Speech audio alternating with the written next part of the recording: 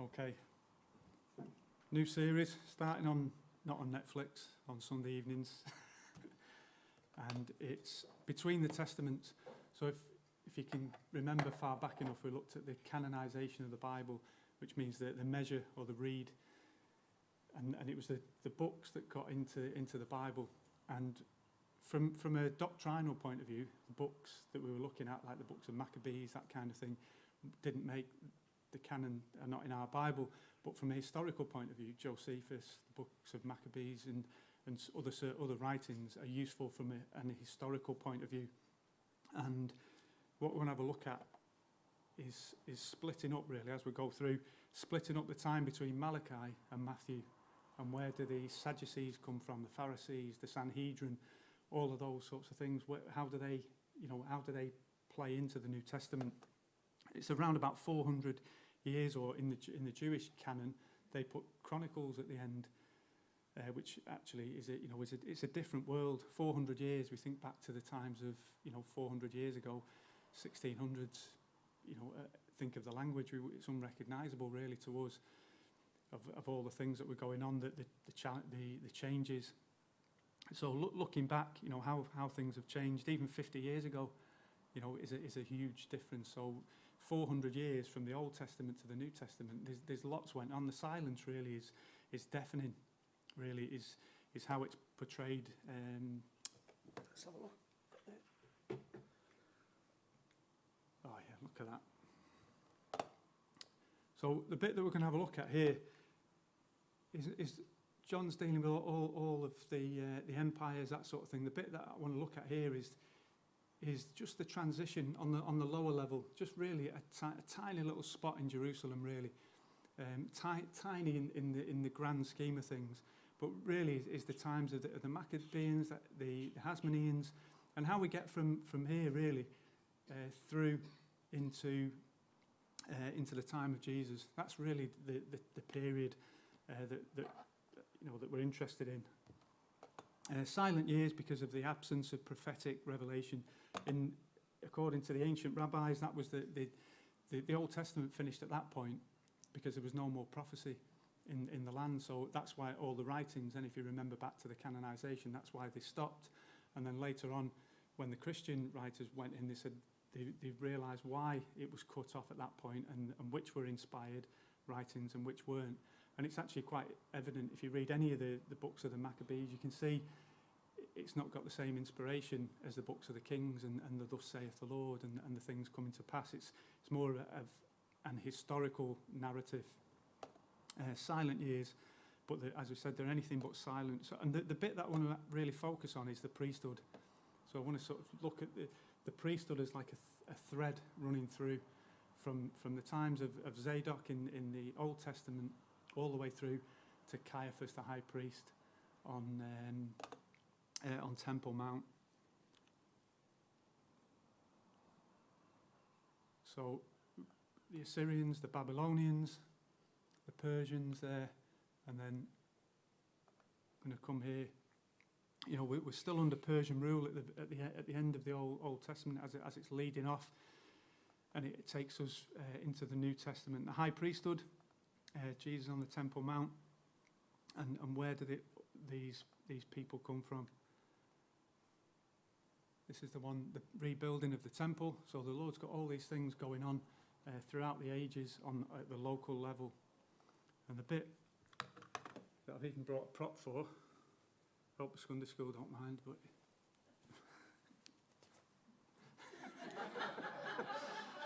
so imagine this is being rented to.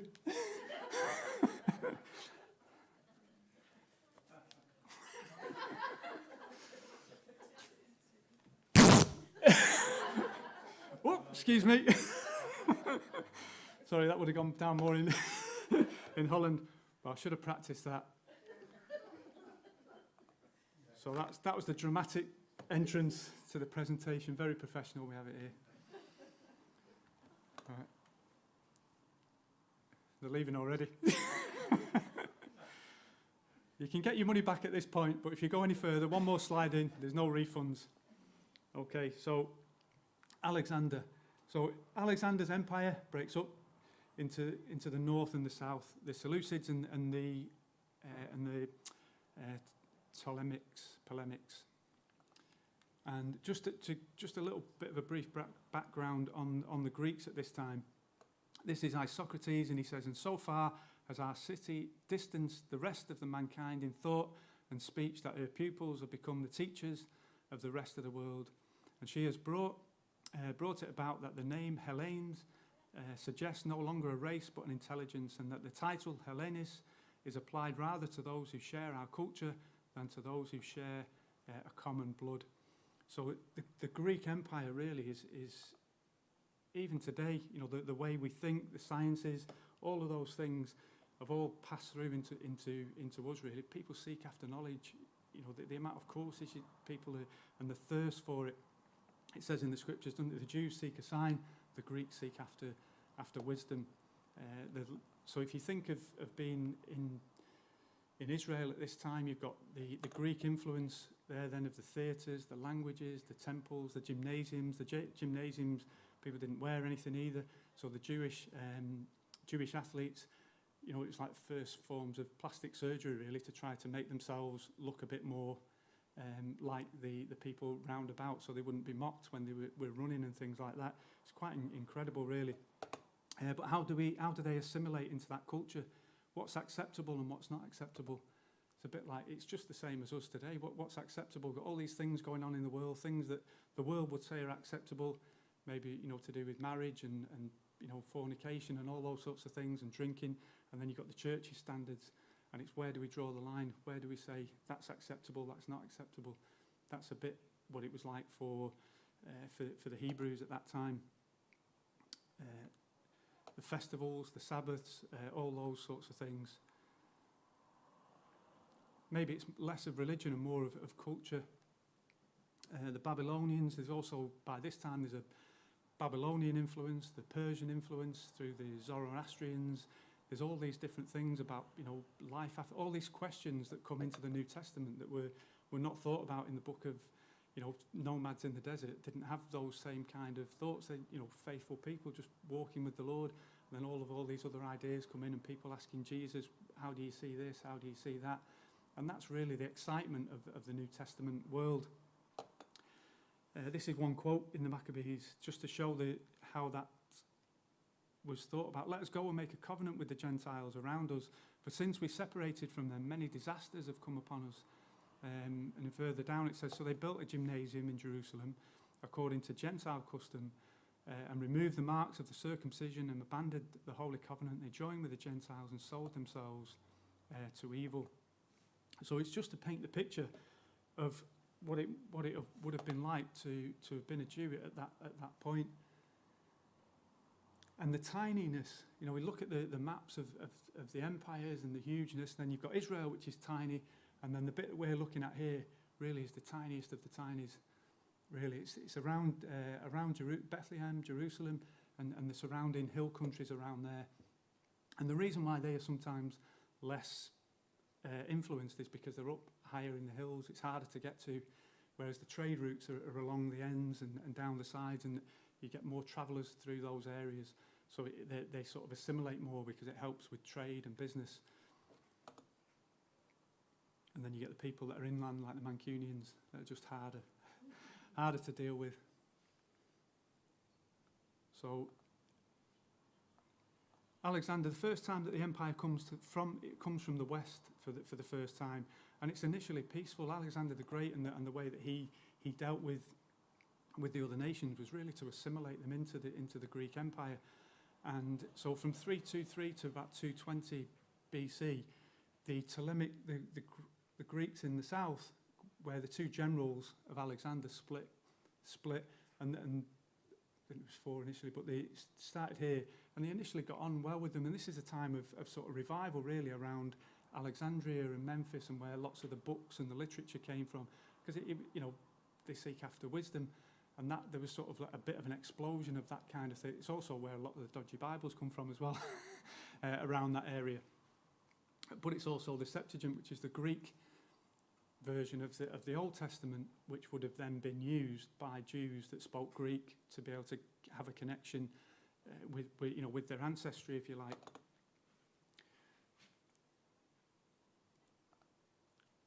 And then you've got the Talmud, and it's the scribes, according in the Talmud, again, another one of those writings around which are not in the canon, but the Ezra set up schools of scribes, and those sort of carried on for a number of years through the Greek Empire, teaching, interpreting, going places, having like little house meetings really to disseminate the word of God and those things. And there's an old sort of legend that Alexander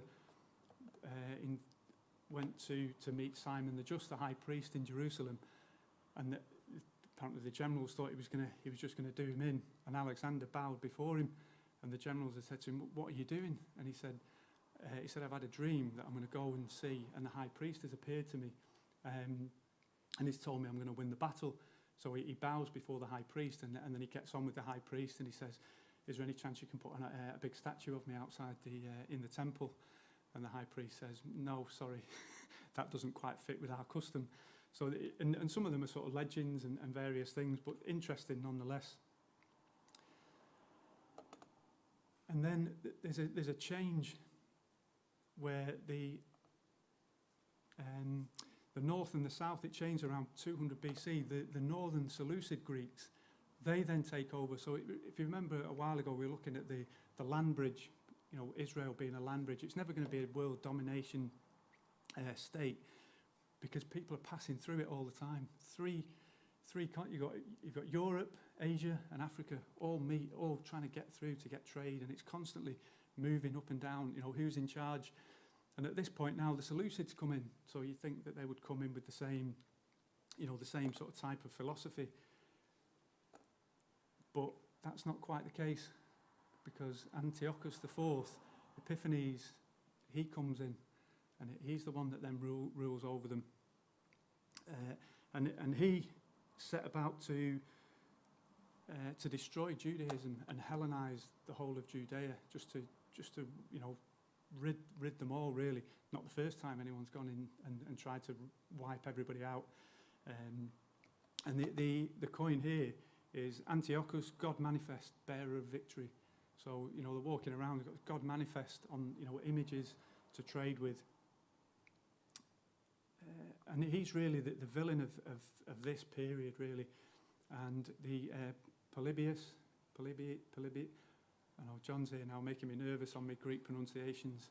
Used to be Pastor Warren used to tell me off for them. Now I've got someone more local to buff at me. But Polybius, he changed his name from Epiphanes, and when he wrote about him, he used to say Epimanes, which sounds the same, but it means crazy man. So even around the philosophers around the time thought this guy's a bit crazy, like some of the Romans that came after. But he took over at that point, the crazy man. Also, it's not possible to become a king in Israel. So the next position of power in that land is the high priest. The Greeks didn't quite fully understand that, so they'd put somebody in charge to look after the high priesthood. But for the Jews, that's the top thing, really. You can't be king, because you'd have to take on the surrounding powers. And this is the time, 175 BC, Jason becomes the high priest, and he bribes the Greeks. But he's from the line of Zadok, but he bribes the high priest and says, I think it's 350, whatever it was at the time. I think it works out to about 27,000, 30,000 I'd read somewhere to get into the high priesthood. And he was sort of favourable towards the Greeks, so it's sort of like it becomes very political even at that stage then, of trying to influence the people and say that this is okay. You can go to the gym. Gyms were a bit different then. He purchased the high priesthood from Antiochus, 360 talents of silver, that's what it was. And then just after him, the one Menelaus, he then comes in and he says, I'll pay you a little bit more, and I'll give you even more than that. I'll give you tribute, a constant tribute. So he comes in and gives him sort of a continuous one, bearing in mind that Antiochus has got the Romans coming in, the Parthians. He's fighting on three fronts as well. And Jerusalem really is a little thing in the corner that's frustrating him. And he's also running out of money. So he's willing to take the silver for the priesthood. And Menelaus is a lot less. He enforced the Greek culture on the Jews at that point. So it's getting stronger and stronger as we go through. Where was this one? So whilst fighting, this is a good little story. Whilst fighting on the Egyptian border down in the south with the Ptolemies, a rumour spread that Antiochus had died in battle, and then there was great rejoicing in Jerusalem. They're all partying, and Judas had apparently gone to the. He apparently, if you read through it, he ran to the altar, get rid of Menelaus. I'll take over the kingdom again, or the high priesthood. But the problem was Antiochus didn't die in battle. He then returned to Jerusalem, and he then found that they were all partying. Whoa, Antiochus is dead. So he got there, and he was to say he was fuming would have been an understatement. So what he did then was he imposed a series of measures on the Jews. He then went to the altar, sacrificed a pig. The juices he poured over the Torah scroll, prostitution and all kinds of things in the temple, and just absolutely desecrated the temple. Desolation, abomination of desolations really was the scriptures. Apparently at that time they were looking at Daniel and thinking, is this what's going on? The degradation of the altar. He had, won't go through but the gruesome details of when the mothers would circumcise the children, and what he would do then. He would kill the children and make the mother, and humiliate the mothers. He was. You can see why his craziness really. And this one, the arm shall stand on his part. Daniel, take away the day, and they shall place the abomination that maketh desolate. It's a terrible time to in that part of the world then. And just to zoom out again, we're talking. There's Jerusalem. So you're talking a tiny little area here, with this going on. Just as we zoom back in. Antiochus then he sends out emissaries around the areas, and he says, right, this is it now. You're going to have to come over to the Greeks. You're going to have to stop circumcising, stop, no more Sabbaths, no more Torah, no more teaching. It's all gone, finished, you're done with. So he sends a little group out there, Samaria up there, Jerusalem down here, and he sends a little group of soldiers out, and they go to this family called, that gives away what happened. But he sends him up to Mattathias or Matthew, and he sends him, and he's got 5 sons, and it's quite an influential family within the area, quite notable, that sort of stuff. And he then sends them there, and he says, right, offer up a pig on the altar, and then you can sort of go free. Just hand yourselves over to the Greeks. So apparently, then the story goes that Matthew says no, Matthias says no, and then another Jewish guy walks up and he's ready to do the sacrifice. So Matthias then runs up with a spear. He spears both the Jew and the officers, kills them. That's a little bit reminiscent, really, I suppose, of in Numbers with Phineas with the spear, in the temple, and he goes up and he pierces them through. That's the sort of resonates with, if you like. So they then had to flee up into the mountains, into the Samaria mountains. They then flee, and then they try to gather people together. One of his quotes is, if we all do as our brothers have done and refuse to fight with the Gentiles for our lives and for our ordinances, and he then, one of his famous sayings then is to gather people around the Torah, around the Word of God, and says, come and follow me, and then he builds up an army in the hills. Again, it's similar sort of pattern to, you think of David going up into the hills, and then he gathers a number of people together. This is the time as well when he had to ask the people, because he said, well, we're not going to fight on the Sabbath. the religious people said, we're not fighting on the Sabbath. We said, well, that's really a non-starter. It's not going to work. So he manages to turn them around for a while. And that's really the roots of the Pharisees and the Sadducees, to a certain extent, of who would fight on the Sabbath, who wouldn't, who was more observant to the Torah than the others. Once it had all died down, the Torah sort of more zealous religious sort of people just went back and continued as they'd done before. Then there was another battle. Just run through a few of the battles here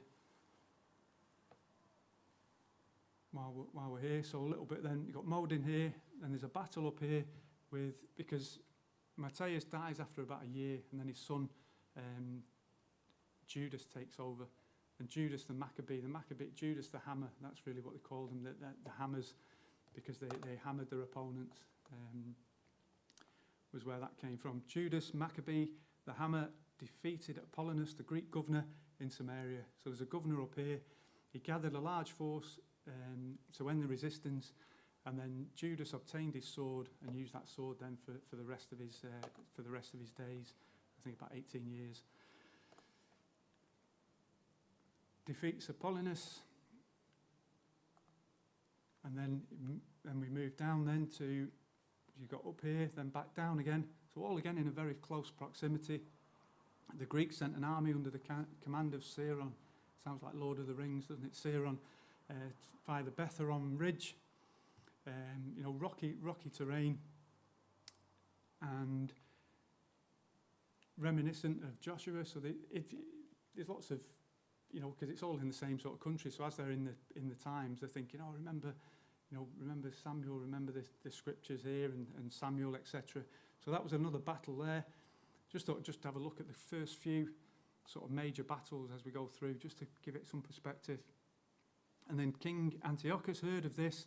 Again, not too pleased. He pledged additional support and threatened to wipe out the memory of the Jews from the place. And again, his trouble in other places. He sends out a very good-looking chap called Gorgias. Georgius. That was his name, the General Gorgias. And the Maccabees records about 40,000 infantry, 7,000 cavalry, and he sets up camp at Emmaus. We started off with communion today, the road to Emmaus. At this point, 50,000 troops are all gathering around Emmaus. They're heading down there. All bets are on the Greeks at this time, for those that were betting. So much so that there were slave traders that were heading out. Apparently, these times they would head out and sort of ambulance chasers, I suppose, if you like, is sort of the term, maybe a modern day term. But they'd go there and they'd camp around it, waiting for the captives, for the winners or the losers. Then they'd buy all the slaves, and then they'd go off then on the trade routes north and south, and and selling wherever. So that's the scene that's set up here. And Judas gathered his forces at Mizpah in the hill country, and then when Georgius ascended in the night, he got to the Jewish camp, and there was nobody there, because they'd already moved around, gone back to Emmaus, and then they'd gone back thinking they've obviously fled, we've won. They got back to their own camp, and it's full of the Jewish Maccabees ready to sort of take them on. So they won that battle. Then Lysias, who was another governor, Antiochus had left in charge. He accompanied a 60,000 infantry and 5,000 cavalry to the next place. And again, victory was had. So we're going to have a look now at the temple as we come sort of towards the end of this roller coaster. I'm not going to rip any more cloth. Daniel speaks the desolation of the temple. The city is ruined. What was this? The city of Jerusalem ruined. The name signifies foundation of peace, but it has known more sieges and bloodshed than any other existing city, having been sacked 27 times already. This is by this time, let alone the ones that were to come. And the ones that were to come, we know in AD 70 were even worse. God's word clearly predicts two fearful sieges for the future from one commentary. The generals of Antiochus' army had been beaten so often that Judas assembled the people together and told them that after the many victories God had given them, they ought to go to Jerusalem, purify the temple, and offer sacrifices. So that's what he decided to do. And there's accounts then that as they found it overgrown, gates burned down, plants growing in the temple from the last time when Antiochus had left it. And where is it now? Yeah. So in 3 years, the Maccabees had cleared away the Temple Mount, which they reclaimed, cleansed the temple, dismantled the defiled altar, constructed a new one in its place.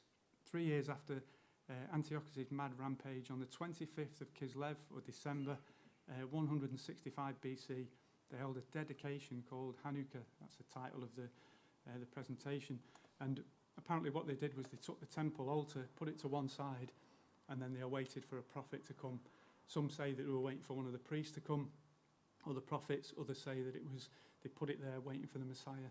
So you think of the Messiah coming then, Jesus coming, who is it? The temple. So you've got temple, you've got light, you've got all these things are culminating in the history before we get to Jesus. They put it in the side waiting for the Messiah to come in effect. But they rededicated the temple, and the legend of Hanukkah really, and the most famous part is that apparently they only had a small jar of oil, and they lit the candle lamps, but they lit the one, and it was only enough for one day. And before the next one, they were able to get the next olives and press the oil. It wouldn't be till about another 8 or 9 days, and the light apparently lasted the 8 days. Apparently that doesn't appear in text until about 600 years after in the Talmud, but that's how the legend goes. And what people do today, or some Jews do today, is they'll light one a day for 8 days on the Feast of Hanukkah leading up to the 8th. And again, it's really the light, the rededication of the temple, the light that was the victory.